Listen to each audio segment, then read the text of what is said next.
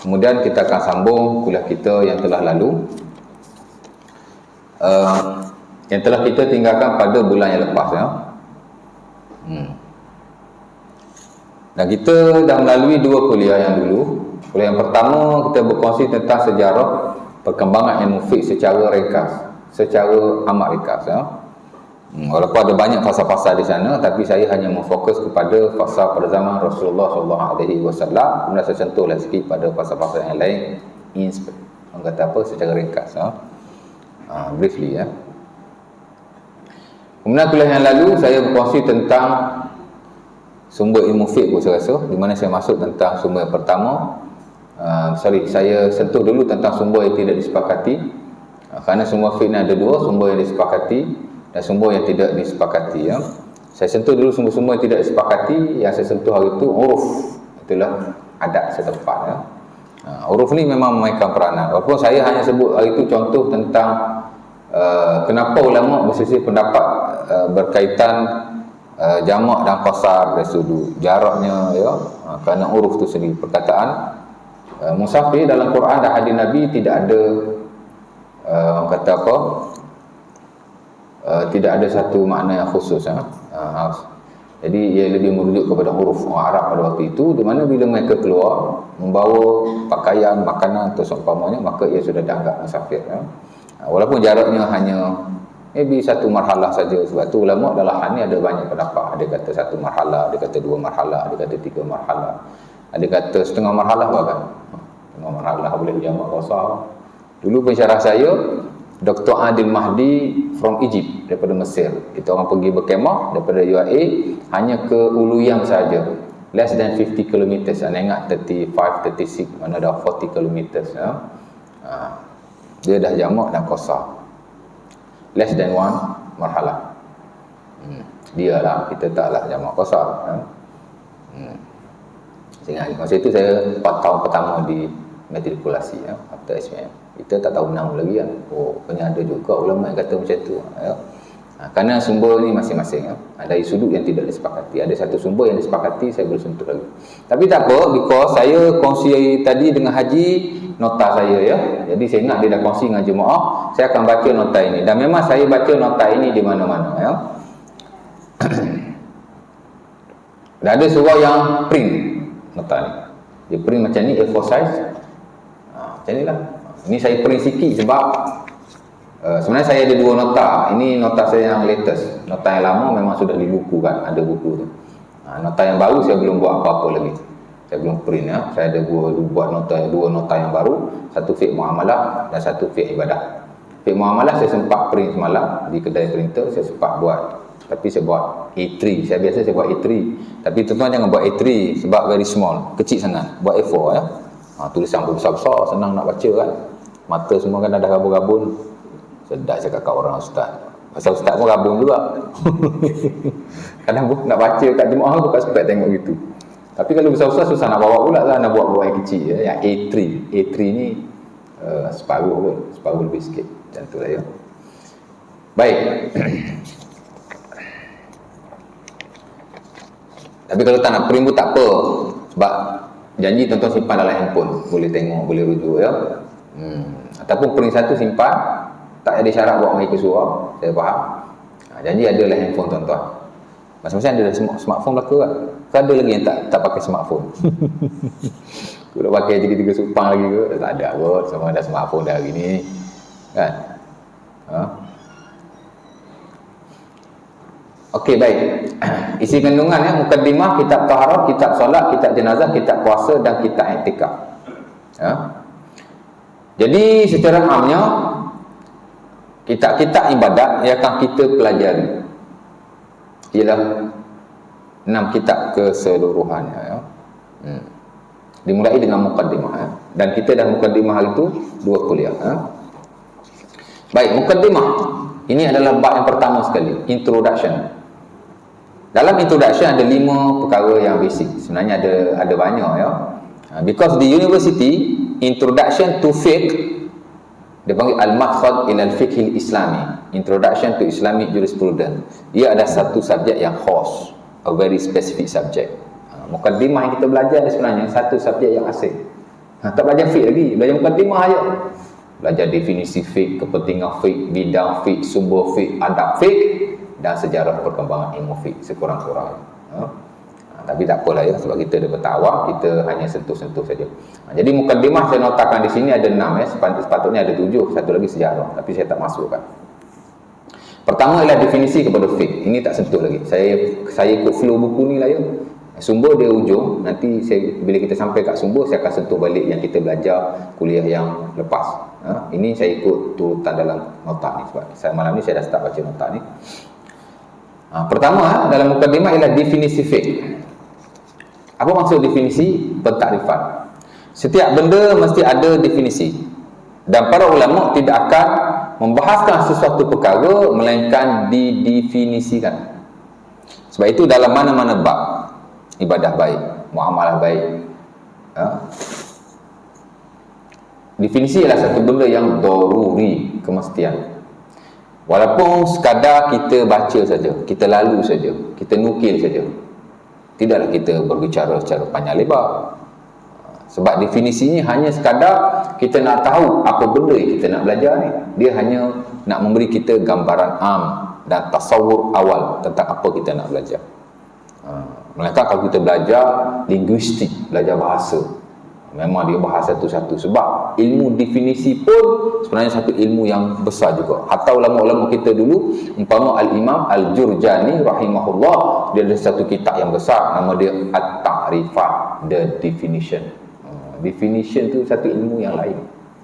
Tapi biasa dalam fiqh ni ulama sekadar menukilkan definisi. Kadang-kadang ulama ambil definisi ulama yang lain, kadang-kadang dia buat definisi dia sendiri, dan ulama sebenarnya masing-masing ada definisi masing-masing. Hatta saya sendiri pun kadang-kadang saya define my own self. Saya buat definisi saya sendiri pun. Sebab maksud kepada definisi ialah kita faham apa yang kita nak belajar. Itu saja. As long as kita faham, that's it. Sementara pula kalau kita belajar fiqh muamalah, definisi-definisi yang kadang-kadang kalau kita ikut wording literally memang susah nak faham lah kan. Kita belajar bahakak umpamanya, kalau nak belajar word by word tak faham sampai sudah, kita kena buat definisi kita sendiri supaya orang lebih faham. Kan? Ada 14 akad yang digunakan dalam perbankan Islam, satu persatu kalau nak ikut definisi bank negara keluarkan sampai sudah tak faham. Kita bagi kepahaman kita sendiri, as long as kita faham, cukuplah. Itu maksud kepada definisi ya. Baik, fiqh secara bahasa ialah memahami, mengerti dan mengerti. Itu salah tu ya. Biasalah nota tak ada pena pentas hair. Tak mampu nak bayar pena pentas hair kan. Memahami, mengerti dan mengetahui ya. Mengerti sampai 2 kali sebut. Sebenarnya mengetahui. Edisi yang lama dah salah, edisi yang baru tak perbetulkan lagi. Sibuk sangat kan. Berapa sibuk ya. Kenapa kena ada 2? Secara bahasa, secara syarak. Secara bahasa merujuk kepada apa yang orang Arab faham. Fiqh ni daripada perkataan Arab. Jadi bila sebut fiqh, apa yang orang Arab faham. Bagaimana orang Arab guna perkataan fiqh, itu maksudnya. Ya. Dia lebih kepada huruf orang Arab. Macam mana dia faham? Ya. Dan yang bawa keluar apa yang orang Arab faham ni adalah ahli-ahli bahasa, di mana mereka masukkan dalam kamus-kamus mereka. Orang nak tahu suatu perkataan bahasa Melayu, macam mana dapat tahu? Tanya seorang macam tu, tak. Dia akan rujuk kamus Al-Mu'jam, dictionary. Jadi kita tahu tentang bahasa kita melalui dictionary. Kok tepatnya dictionary lah. Kadang-kadang satu benda kau faham lain, kau ni faham lain. Kadang-kadang di Kelantan dia faham lain, di Terengganu dia faham lain. Tapi kalau kamus secara umumnya, inilah kepahaman yang betul kepada orang Melayu. Macam tu Arab pun kan. Ya. Baik. Itu secara bahasa. Secara syarak pula dia mesti merujuk kepada Quran dan hadis-hadis Nabi SAW. Kadang-kadang dari sudut bahasa dan syarak dia hampir sama ya. Kadang-kadang bahasa dan syarak dia amat berbeza ya. Syarak lain, bahasa lain ya. Kerana tabiat definisi secara bahasa dan syarak itu sendiri tidak sama. Kerana bahasa merujuk kepada orang Arab ataupun ahli-ahli bahasa, secara istilah atau syarak pula, tadi secara bahasa, ini secara syarak atau istilah pula mesti merujuk kepada nas syarak. Jadi of course lah dia ada ketidaksamaan ya. Baik. Ada beberapa ayat Allah Taala sebut fiqh dalam Quran. Saya hanya nukilkan satu saja. Itulah dalam surah Al-Isra ayat yang ke-44. Di mana kata Allah tusabbihu lahu samawati sab'a. Kata Allah tusabbihu lahu samawati sab'a wal ard wa ma fihinna. Wa in min syai'in illa yusabbihu bihamdihi walakin la tafqahuna tasbihahum innallaha kana haliman ghafura. Maksudnya ada tulis kat situ. Bertasbihlah bagi Allah, bertasbih baginya seluruh langit yang 7 dan bumi dan apa-apa yang ada kedua-duanya. Apa-apa yang ada di langit, apa-apa yang ada di bumi, apa-apa yang ada di antara kedua-duanya, semua bertasbih kepada Allah, memujinya. Kemudian Allah Ta'ala kata lagi, tidaklah sesuatu pun melainkan dia bertasbih dengan kepujian Allah. Everything, setiap benda semua memuji Allah, semua bertasbih kepada Allah, semua berzikir kepada Allah. Cuma precisely secara tepat kita tak tahu apa yang dizikirkan oleh mereka, tapi mereka bertasbih kepada Allah, kata Nabi ya. Kata Allah.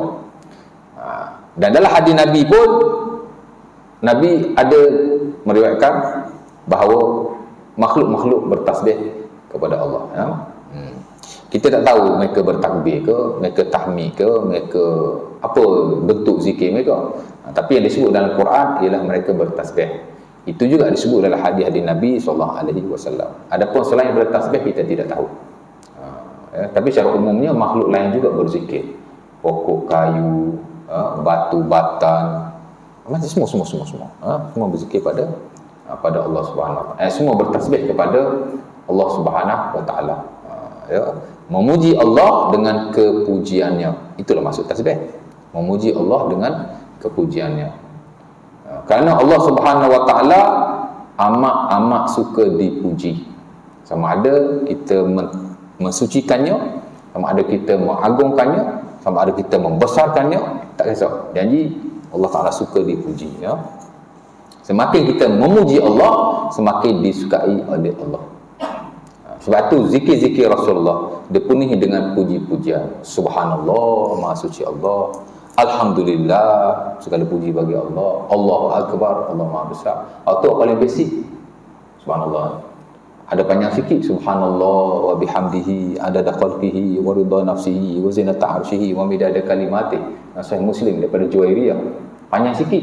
Sehingga Nabi berkata, kamu sebut 3 kali seumpama kamu bertasbih daripada subuh sampai zuhur. Panjang sikit. Mana semakin kita memuji Allah, semakin disukai olehnya. Ya. Atau ada panjang lagi, subhanallah adada khalqihi, subhanallah adada khalqihi. Buka buku Al-Azkar Imam Nawawi, di sana ada banyak. There are a lot of tasbih. Macam-macam tasbih. Tahmid sama juga. Memuji Allah. Hak paling basic alhamdulillah. Tapi banyak lagi, alhamdulillah hamdan katsiran tayyiban mubarakan fi. Kan? Alhamdulillah, macam-macam alhamdulillah lah ya. Allah Akbar banyak. Dia Allah takbir. La ilaha illallah banyak. Ada paling basic la ilaha illallah. Tapi ada la ilaha illallah wallahu akbar. La ilaha illallah wahdah la syarika lah lahul mulku wa lahul hamd wa huwa ala kulli syai'in qadir. La ilaha illallah la haula wa la quwwata illa billah. That is one type of la ilaha illallah. Ada apa banyak lagi? Macam-macam takdir. Semakin kita memuji Allah, mengagungkan dan mensucikannya, semakin disukai oleh Allah. Ya. Hatta kalau kita belajar pada hari kiamat nanti, kita belajar dalam akidah lah ya, dia panggil hadisul maut, lagi sikit ya. Lagi sikit. Dia tak boleh nak story to the point macam tu. Ada benda macam ni kita sentuh sikit. Ini bab akidah sebenarnya, tapi tak apa, saya lagi sikit kerana ia amat memberi manfaat yang besar kepada kita. Dalam kita beragama, kita beriman, kita beramal, ilmu-ilmu sebegini yang kita nak. Kan? ilmu yang berasal daripada Quran dan hadis Nabi SAW, dan memberi kefahaman yang baik kepada kita tentang agama kita. Dan membuka minda kita. Tapi bukan buka minda ikut dan aja kan. Sampai benda tidak ada nas pun kita ke tengah kan. Dia ada disiplin dia. Baik. Hari kiamat nanti Nabi akan beri syafaat kepada kita. Sebab itu dalam akidah ada babus syafaat. Bab syafaat. Nabi bagi syafaat di akhirat.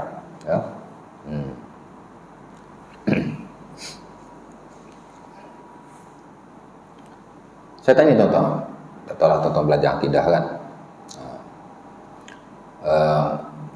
Sebab itu bila belajar akidah yang memfokus kepada sifat 20, sifat-sifat Allah, itu bagus. Tak apalah, belajarlah. Tapi kena ada lagi satu subjek akidah yang fokus kepada rukun iman. Hak tu hak jarang ada di negara kita, di negeri kita. Kalau belajar akidah je sifat 20, belajar akidah sifat 20. Saya tak ada permasalahan sifat 20, tapi pelbagaikan. Belajar akidah, belajar rukun iman satu persatu, beriman kepada Allah. Sifat 20 hanya part daripada rukun iman, itulah beriman kepada Allah, sifat-sifatnya. Itu saja. Tapi banyak lagi benda-benda yang kita nak kena tahu. Yang anak-anak bagi tahu ni adalah rukun iman lah. Belajar buku ada rukun iman. Beriman kepada Allah, malaikat, kitab, Nabi, hari kiamat, kata-kata. One by one. Apa yang ada hari kiamat, tuan, ada banyak benda. Ada mahsyar, ada al-ba'as, kebangkitan, ada mahsyar, ada itu, ada ini, sampai at the end syurga. Syurga pula ada nama syurga, ada sifat syurga, ada macam-macam, tuan. Kadang-kadang ini yang menambah iman kita. Ya. Kita ni lemah, tuan. Habis tu macam mana kita nak kuatkan iman kita, amal kita, dengan kita belajar benda-benda seumpama ini.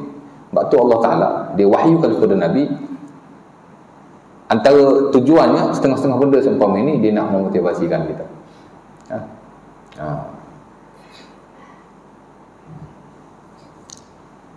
Orang paling rendah dalam neraka syurga adalah 10 kali ganda raja di dunia. Ramai orang tak tahu. Padahal this is very basic akidah dalam bab syurga. Pasal kita tak belajar akidah menerusi rukun iman. Itu saya lihat kekurangan kita. Bila kita tahu begitu, kita nak syurga lah, baru betul-betul kita nak syurga. The idea of syurga tu kan? Adalah hadis Nabi, Sahih Bukhari, Sahih Muslim. Tengok, manusia yang paling lekeh dalam syurga dunia umpama 10 orang raja. Jadi kalau kita masuk syurga, tuan-tuan, hak paling bawah pun tak apa lah. Nabi kata manusia yang paling akhir masuk syurga ialah seumpama 10 orang raja. Hak paling akhir tu, mudah-mudahan kita bukan orang yang paling akhir. Masya Allah, insya Allah. Baik, balik pada yang tadi. Nabi bagi syafaat kepada kita, Nabi bagi syafaat gitu je. Dah, kalau kita belajar, umpama yang diriwayatkan Sahih Muslim, hadisul maut, Nabi sujud kepada Allah beberapa kali. Sujud sekali, selamat sebagai umatnya. Tengok-tengok ada lagi. Nak azab, sujud lagi, ada lagi. Sujud lagi, ada lagi. 3-4 kali sujud, 5 kali sujud, macam tu ada beberapa riwayat. Apa Nabi sebut dalam sujudnya? Nabi kata, aku sujud dengan Allah, aku memuji dengan Allah yang apa? Macam mana hadis tu? Nabi kata, aku sujud kepada Allah, aku memujinya dengan kepujian yang tidak pernah dipuji oleh orang terdahulu, tidak pernah dipuji oleh orang terkemudian, tidak pernah dipuji oleh sebarang manusia, tidak pernah dipuji oleh sebarang malaikat, tidak pernah dipuji oleh sebarang jin.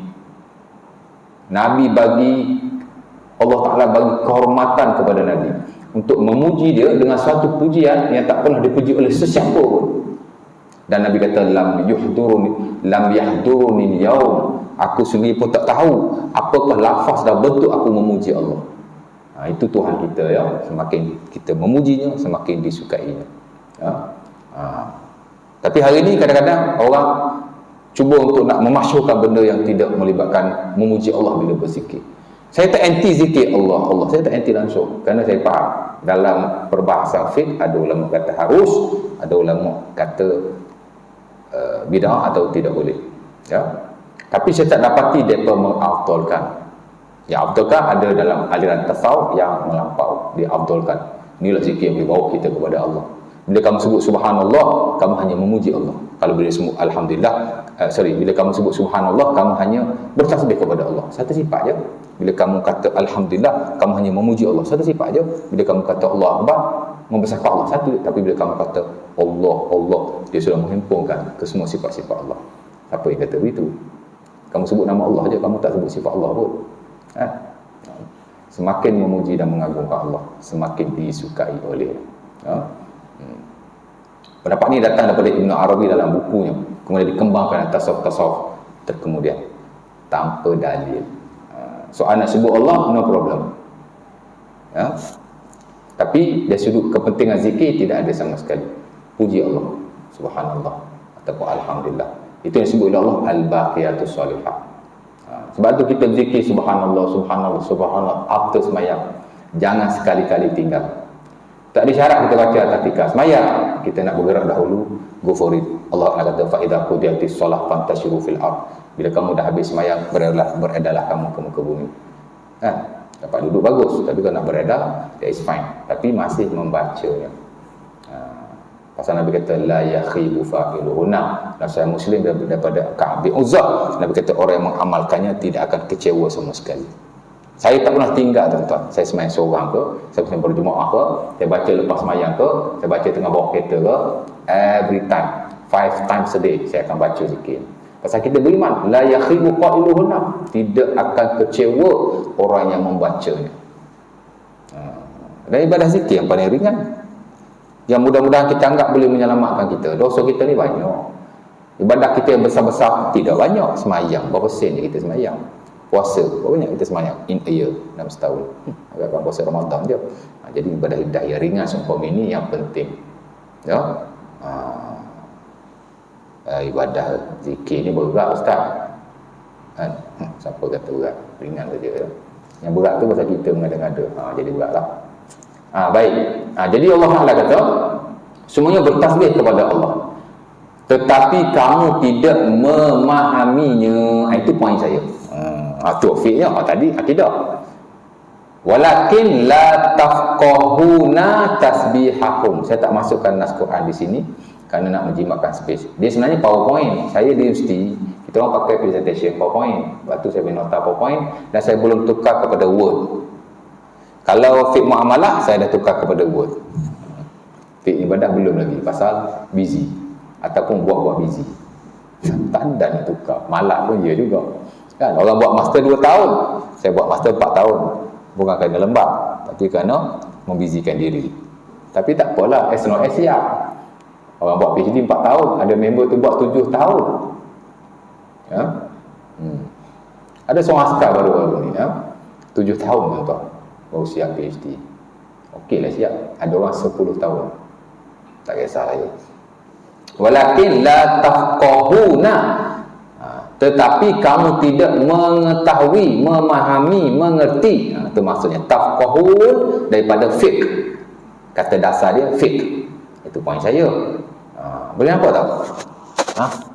Nampak macam termenung aja.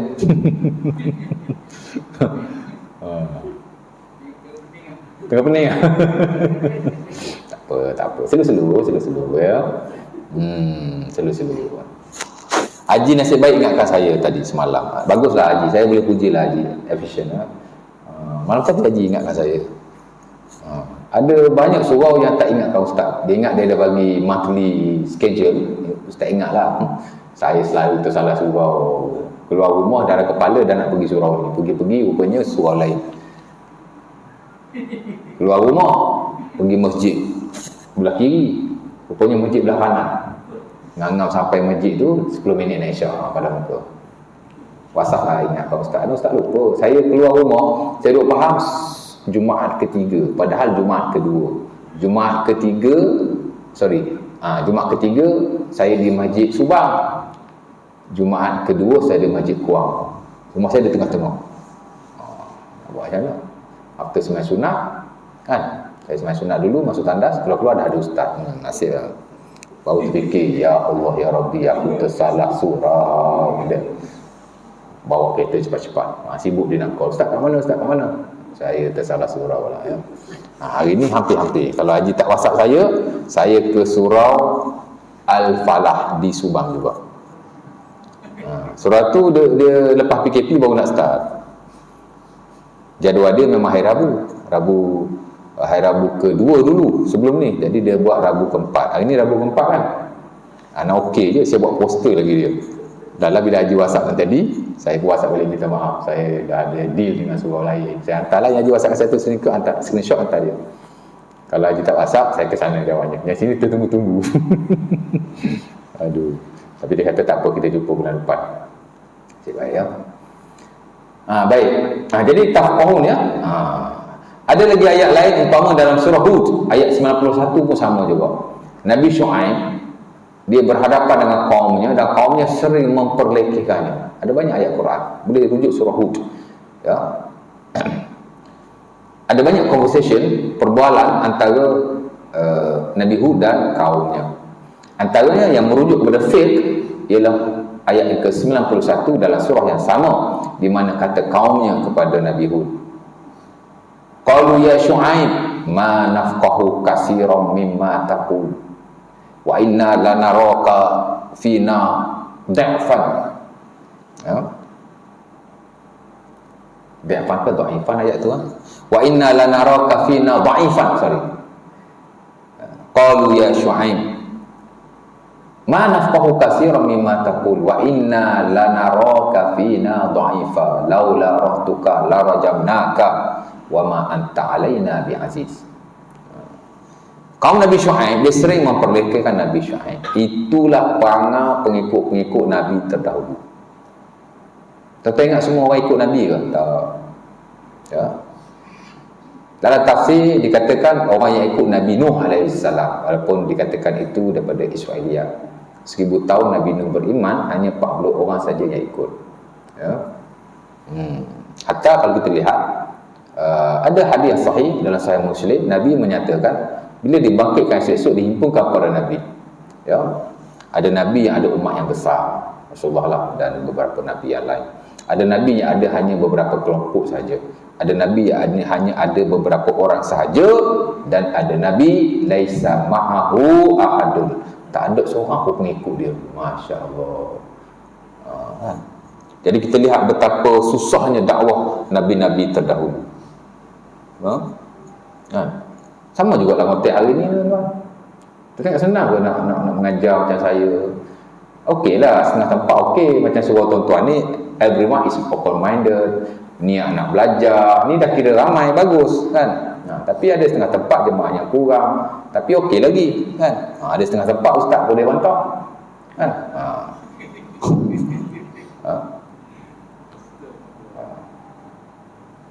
Ada yang call ustaz lagi, ustaz ni Wahabi lah, Dajjal dia kata kat ustaz. Saya kata sekali lagi awak cakap saya dengan tu, see you in court.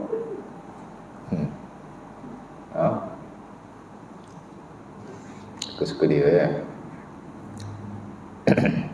Orang after isyak family time, dia telefon nak marah kita. Ingat kita budak-budak. Ada orang yang macam tuan. Manusia ni macam-macam.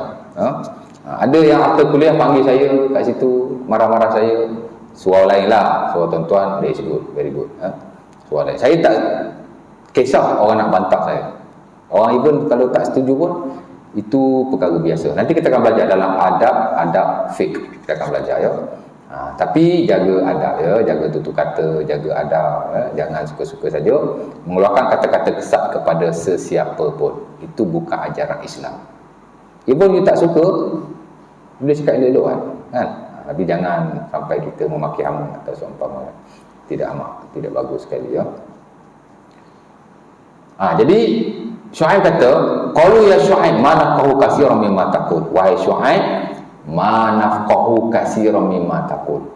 Apa yang kau cakap ni banyak kami tak faham. Ya. Dia memperlekehkan Nabi Syuaib lah. Dia kata kami tak faham. Nabi Syekh suruh begitu, suruh begini, cakap begitu, cakap begini. Mana fahu katsiran mimma taqul. Kami tak fahamlah apa yang kau cakap. Dia faham tapi dia buat tak faham. Ha? Wa inna lanaraka fina dhaifan. Kami lihat kamu ni sebenarnya orang yang dhaif. Dia pelekeh lagi tu. Dah tak nak ikut. Mengata lagi, pelekehkan lagi. You are very weak, Syuaib. Dia kata, kamu ni lemah, Syuaib. Bukan kuat mana pun dia kata. Kan? Laula rahtuka la rajamna. Kalau tidak dengan sebab sahabat-sahabatmu, aku akan merejam kamu. Oh, jahat. Kan? Wa ma anta alaina bi aziz. Kau bukan orang mulia pun. Jadi poin saya ialah ya Syuaibu la nafqahu katsiran mimma taqul. Kami tidak nafqah, kami tidak faqah apa yang kamu cakap. Apa maksud? Kami tidak faham, kami tidak mengerti dan kami tidak mengetahui. Itu maksudnya. Jadi dalam Quran ada ayat Allah Taala sebut faqah. Ya. Itu secara bahasanya ya. Hadis Nabi pun ada banyak Nabi sebut fiqh. Antaranya hadis yang diriwayatkan dalam Musnad Al-Hakim daripada Ibnu Abbas ya. Tapi hadis ini ada ketika yang sikit dari sudut sanadnya. Faqihun wahid asyaddu ala syaitan min alfi abid. Orang yang faqih, Nabi kata orang yang reti seorang lebih baik daripada 1000 orang tapi dia tidak reti. Dia hanya tahu beribadah sahaja. Itu tujuan kita belajar supaya kita reti. Nabi SAW berdoa kepada Ibnu Abbas radhiyallahu ta'ala anhu seumpama yang diriwayatkan dalam Sahih Muslim ataupun Bukhari. Allahumma faqihhu fid din. Ada riwayat wa 'allimhu ta'wil. Ya. Wahai Allah, retikanlah dia dalam agama. Ada riwayat, ada tambahan. Ajarkanlah dia akan takwil. Takwil ni maksud pentafsiran kepada nas, sama ada Quran, sama ada hadis Nabi. Mana dia faham nas tu kata apa. Itulah maksud takwil ya. Ini doa Rasulullah kepada Ibn Abbas ya. Walaupun beliau rajin belajar, tapi dengan sebab keberkatan doa Rasulullah SAW juga, dia menjadi sahabat yang paling alim. Dikatakanlah sahabat yang paling alim ya. Dan diberi gelaran atau jolokan Hibrul Ummah. Hibrul Ummah ya. The scholar of the Ummah, ulama ummah ya. Sebab itu kalau kita buka tafsir, boleh dikatakan sebahagian besar daripada tafsir datang daripada Ibn Abbas atau murid-muridnya ya. Bukan hadis Nabi ya. Banyak yang mentafsirkan ayat Quran ialah tafsir-tafsir para sahabat Nabi. Ada hadis Nabi mentafsirkan, tapi tidak ke semua ayat Quran. Ada ayat Quran, ada hadis Nabi yang mentafsirkan. Ada ayat Quran yang tidak ada hadis Nabi. So daripada mana kita nak dapatkan tafsir ini? Daripada tafsir sahabat. Siapa mereka? Ramai. Tapi yang top ialah Ibnu Abbas dan anak-anak murid beliau. Tengok berkat. Kita pun sama tuan-tuan. Anak-anak kita yang duduk dengan kita doa Allahumma faqihhu fiddin. Ya Allah, retikanlah dia agama. Anak saya belajar engineer ustaz, belajar arkitektur, bukan agama. Tak apa. Bila baik agamanya, baiklah yang lain. Cukup doa yang tu. Ya Allah, retikanlah anakku dengan agama. Boleh doa after semayang, boleh doa bila-bila masa, boleh doa sambil sentuh anak kita, tidak ada apa-apa masalah. As long as kita doa sebegitu. Itu satu doa yang amat baik sekali ya. Saya sering doa pada anak saya doa ini, Allahumma faqihha fid din. Dan satu lagi ada doa saya paling suka. Barakallahu fiik, barakallahu fiik ya. Seumpama doa Rasulullah kepada para sahabatnya. Semoga Allah Taala memberkatimu, semoga Allah Taala memberkatimu. Oh, insya-Allah tu. Baru dapat 2 poin.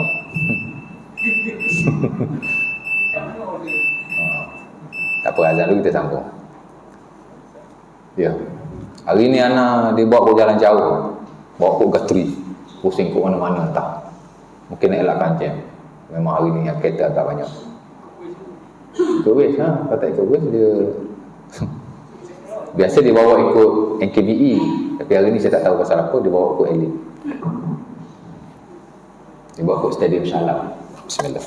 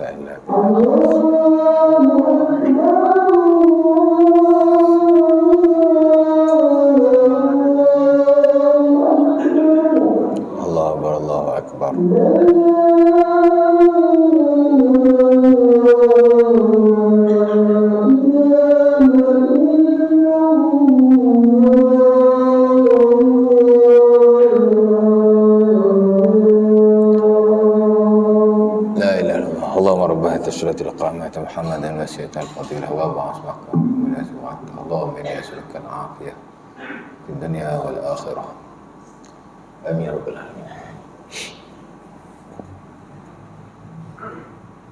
Oh, ni ada video ke? Tak ada kan? Apa CCTV je kan? Oh, dah ada tak? Baru punya? Facebook? Oh, bagus lah. Dah banyak luar ada dah benda ni. Tapi ada juga yang dia tak link, dia sekadar macam CCTV macam tu juga. Bagus lah, ada perkembangan yang bagus tu. Bagus. Baik. pengurusan manajemen ni penting ya. Kita belajar dalam muamalah, manajemen benda amat penting sekali ya.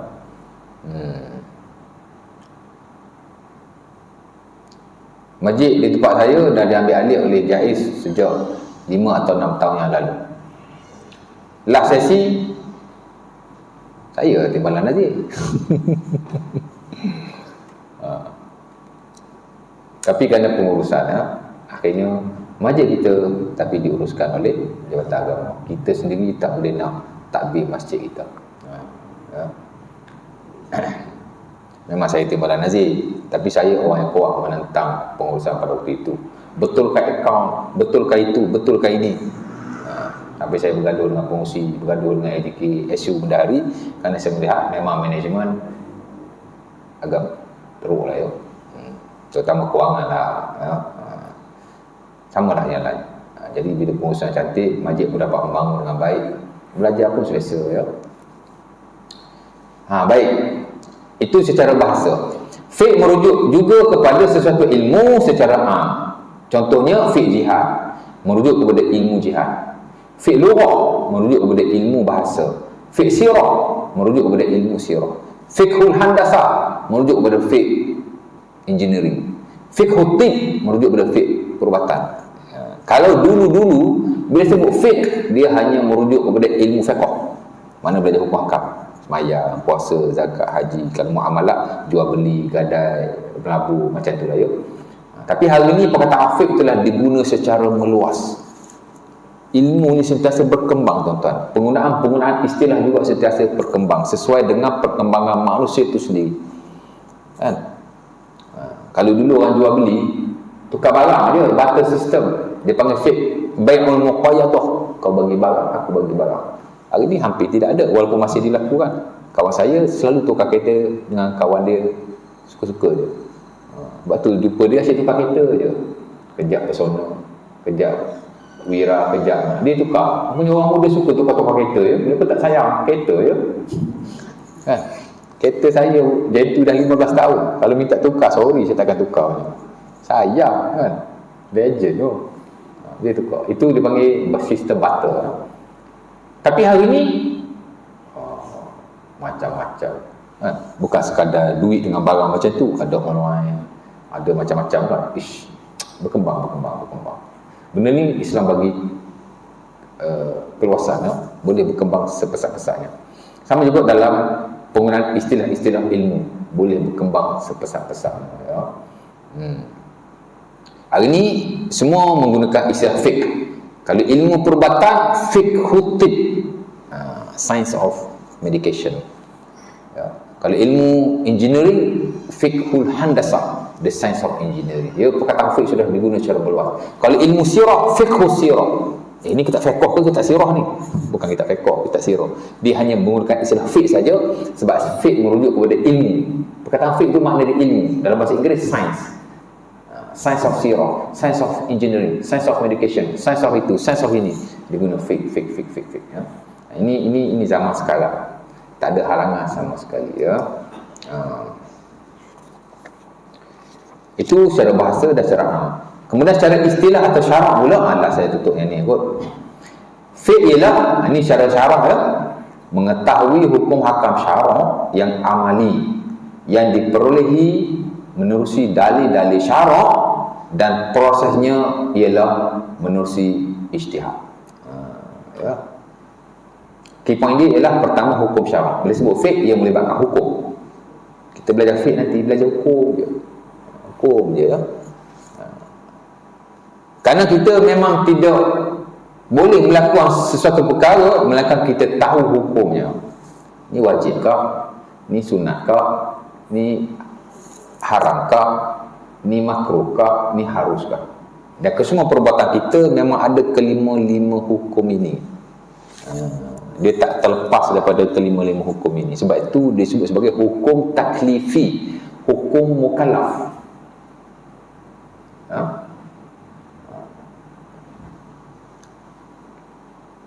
Hukum ya. Itu poin nombor 1. Yang amali, hukum tu pula hukum amal. Bukan hukum akidah ya, kepercayaan, bukan. Kita bahas di subjek ini tentang hukum amalan. Sembahyang, puasa, zakat, haji, ya. Itu kalau ibadah. Kalau muamalah, itulah jual beli, gadai, ya. Sewa menyewa, wakil mewakil, wakalah, pelaburan, mudharabah, macam-macam ya. Tapi as long as dia mesti melibatkan amalan. Sama ada ibadah-ibadah khususiyah atau benda yang bersifat umum tapi dia juga ibadah. Jual beli ibadah juga tuan. Tiap kali tuan jual beli, kalau tak langgar syarat dapat pahala. Seumpama tuan-tuan dilarang mencuri, tuan-tuan tetap mencuri, dapat pahala. Kita hari-hari dapat pahala tidak mencuri. Kita dilarang berbohong. Bila kita tidak berbohong, setiap kali kita bercakap dapat pahala. Ya. Hal seumpama ini kalau kita tak langgar syarat dapat pahala. Dia beza dengan semayang. Kalau tuan-tuan tak semayang, tak dapat pahala semayang. Kan? Jadi Allah Ta'ala telah pelbagaikan ibadah kita. Esok-esok kita tidak tahu. Mungkin ada orang masuk syurga kerana semayangnya, mungkin orang masuk syurga kerana puasanya, tapi mungkin orang masuk syurga kerana jual belinya. Ada mungkin orang masuk syurga kerana sewaannya. Sebab tu kalau ada rumah sewa, jangan kerek sangat, kan? Bertimbang rasa sikit dengan para penyewa, ya? Cari lama menyewa. Ada penyewa yang bagus, tuan rumah sewa yang bagus, ada yang tidak. Ada orang masuk syurga tuan-tuan, ibadah dia tak ada ataupun kurang, tapi dia berurusan dengan manusia bagus. Akhirnya Allah Ta'ala bagi dia tajawwazu anhu, masuk syurga. Dan saya Muslim hadis Huzaifah kalau kita belajar dalam Riyadhus Shalihin. Siapa-siapa yang bila jual, bila beli, dia samhan, mudah berkira, Allah Ta'ala kata Allah Ta'ala merahmatinya. Itu hadis Jabir bila kita belajar ada muamalah. Dapat pahala tuan. Pergi beli, ambil barang, bila bayar kat cashier senyum, tunjuk muka manis, automatically dapat pahala. Ya. Senang dapat pahala ni. Tapi nak dapat dosa senang juga. Ya. Okey, dua ya, amali. Hukum, amal. Amalan ya, dia melibatkan amalan. Kita tak bincang dalam subjek kita ni hukum akam akidah. Tapi kalau tuan ada masalah boleh tanya saya. Tapi dalam nota ini tidak ada lah. Ya. Yang diperolehi melalui dalil-dalil syarak. Ini poin ketiga. Kita belajar hukum, amalan, dalil-dalil syarak. Memang dalam nota ni saya tak masukkan dalil. Tapi setiap kali saya menghurai satu hukum atau satu benda atau satu perkara, saya akan sertakan dalil-dalilnya secara basic. Kalau satu isu tu ada 10 dalil, saya akan baca satu atau dua dalil. Kenapa? Orang awam tak perlu dalil. Siapa cakap? Orang awam juga perlu diberi pendedahan kepada dalil. Kerana ia adalah kata-kata Rasulullah. Dan itu tali hubungan kita dengan baginda, kan? Dia menghubungkan kita dengan Rasulullah. Tak apalah, sekadar baca dalil dia pun apa masalah. Tapi ustaz letih lah, kena hafal lah sikit, kan? Tapi kalau ustaz tak hafal dalil susah juga, kan? Kena hafal lah. Jadi ustaz nombor satu kena tahu dalil, confirm. Jadi saya akan bacalah dalil-dalil itu kepada tuan-tuan supaya tuan-tuan nampak lebih jelas. Hukum ni haram, apa dalilnya? Ayat Quran sekian, hadis sekian. Mungkin saya baca salah satu saja, tapi tuan-tuan akan nampak, oh okey. Lagi seronok tuan bila kita baca menerusi nas Quran. Ya, lagi kita nampak. Dan mungkin ada benda-benda kita boleh sentuh, dia lebih meluaskan ilmu kita dan menambahkan pengetahuan kita. Dan yang paling penting minda kita pun jadi terbuka. Ya. Baik, berapa dah tu? 3 dah. Hukum syarak, amali, nas syarak. Tak boleh terlepas ya. Kerana kalau tidak ada nas, tidak ada hukum. Mesti ada nas. Yang keempat, puasanya ialah ijtihad. Bukan simply sesiapa sahaja boleh mengeluarkan hukum.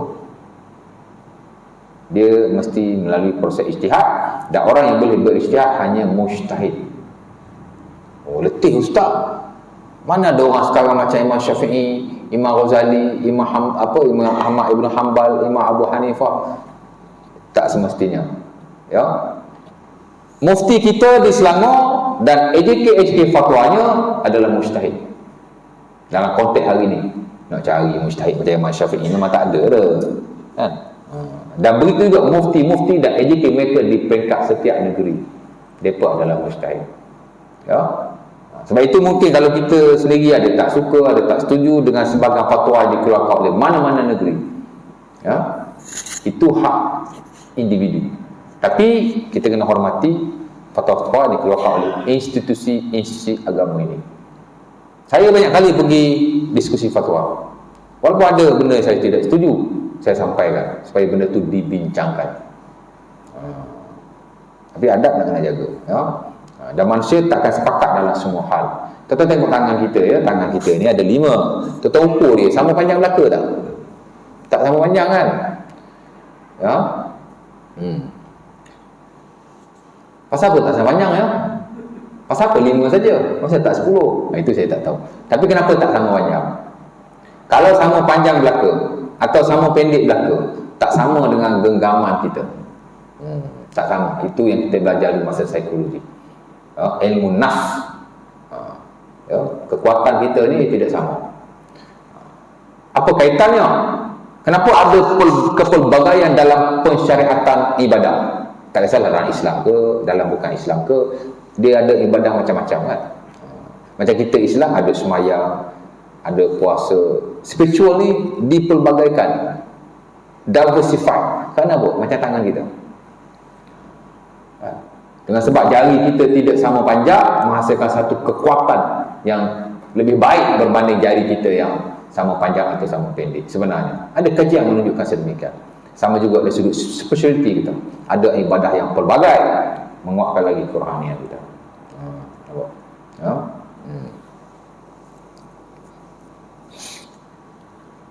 Pasal apa pergi jari pula tu? Jadi kat mana? Lupa. Bukan nas, ijtihad tadi, ya. Saya sebut tadi kan. Takkan ada kesepakatan dalam banyak isu. Hormat menghormati, ya. Kita boleh berpendirian benda ni mungkin tak sunnah, tapi dalam setengah-setengah keadaan kita kena menghormati antara satu dengan yang lain, ya. Kecuali kalau benda tu betul-betul batil, ya. Itu di atas prinsip amar ma'ruf nahi munkar, maka kita boleh terangkan. Saya amat berlapang dada dalam isu-isu fiqh. Walaupun banyak saya mungkin tak setuju, saya boleh okey, pasal kita orang fiqh memang macam tu, ya. Kita diajar supaya saling menghormati sesama kita dalam isu-isu yang kita tidak sepakat tentang. Melainkan kalau isu tu terang-terang bercanggah dan tidak selalu dengan sunnah Rasulullah. Sebab itu saya akan selalu sebutlah idea-idea yang kadang-kadang terdapat dalam ilmu-ilmu tasawuf, ya. Saya bukan mencela ilmu tasawuf sama sekali. Ya. I like tasawuf, the science of dia panggil apa? Ilmu tentang kerohanian, ya. Tapi tak dinafikan ada idea-idea yang bercanggah dengan Quran. Ulama kita tuan-tuan, ramailah, ya, Qurtubi dan tafsirnya sering menyebut idea-idea yang tidak menepati syarak dalam tasawuf, ya.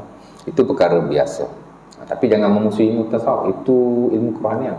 Ada beberapa ni lah, ya, memang ada. Zaman sekarang kalau saya baca buku tasawuf yang tasawuf ni first layer okey, second layer still fine, tapi third layer, fourth layer, Allah, takut saya baca, tuan. Terutama yang melibatkan tarekat, soal itu sia lah, ya. Ada orang tarekat sini yang marah saya pula. Ulama kita, ulama Ibn Jauzi, karang Talbiyah Iblis ada 10 bab. 4 bab dia mengkritik tasawuf pada zaman kerana kepelampauan sufi-sufi pada ketika itu, ya. Masya Allah, tak apalah, ya. Ada sentuh sikit-sikit lah, ya, supaya kadang-kadang ada sentuh tu. Jadi nampak, ya, hukum hakam, amalan, dalil-dalil syarak, ijtihad. Tak semua orang boleh melakukan hukum. Saya sendiri tak boleh, ya. Sebab itu kita kena rujuk ulama-ulama yang memang mujtahid dalam isu yang telah dibahaskan. Adapun isu-isu baru kena rujuk mujtahid pada zaman ini. Kali peringkat negara kita ialah mufti dan ahli-ahli jawatan kuasa yang ada, ya. Sebab itu saya sentiasa ada buku fatwa Selangor. Ini baru-baru ni, 3 minggu yang lepas, bila saya jumpa Mufti Selangor. Kebetulan masa itu dia ada discussion dengan Bank Affin, tak silap saya, tentang bantuan kepada masa-masa banjir. Kebetulan di hadapan saya ada banyak buku-buku fatwa yang saya belum miliki. Saya ambil sampai 45 buku. Bila saya jumpa dia, saya minta izin. Ustaz, ni saya ambil Ustaz. Tak apa, ambil. Memang untuk orang datang pun ambil. Ya, saya ada banyak koleksi fatwa-fatwa Selangor. Yang saya lihat memang ada banyak fatwa, memang sudah lama difatwakan tidak boleh diamalkan, tapi masih diamalkan. Ya. Upacara menepung tawa dalam fatwa Selangor syirik dan haram. Tapi mungkin tak sampai pada tuan-tuan. Sebagai tempat raya, terutama di kampung-kampung, mungkin kat bandar dah tak buat, dia masih buat lagi menepung tawa. Itu berasal daripada Hindu. Ya. Jadi alat-alat, ya. Itu saja. Ya. Habis ya. Dalil syarak merujuk pada nas Al-Quran dan Sunnah Nabi. Ijtihad merujuk pada ahli-ahli yang mempunyai kemampuan untuk mengeluarkan hukum daripada dalil-dalil syarak. Ya. Jadi habislah kita buat definisi. The next nanti kita masuk mukadimah yang kedua. Bab yang kedua dalam mukadimah kepentingan ilmu fiqh. Ada 6 kepentingan yang saya masukkan di sini, insya-Allah taala, ya. Bidang ilmu fiqh saya sentuh saja. Semua ilmu fiqh saya dah sentuh dulu sikit, saya akan sentuh sikit lagi. Itu habislah, ya. Kemudian kita last sekali adab fiqh. Ini pun penting. Adab kita dalam mempelajari fiqh macam mana. Lepas tu baru kita masuk bab yang pertama dalam fiqh. Oh, lambat Ustaz. Bila nak start bab air ni? Tuan-tuan kan dah pandai ambil wudu dah kan? Jadi lambat pun tak apalah. InsyaAllah ta'ala. Aku lihat. Ada soalan? Tak ada, ya? Tak ada.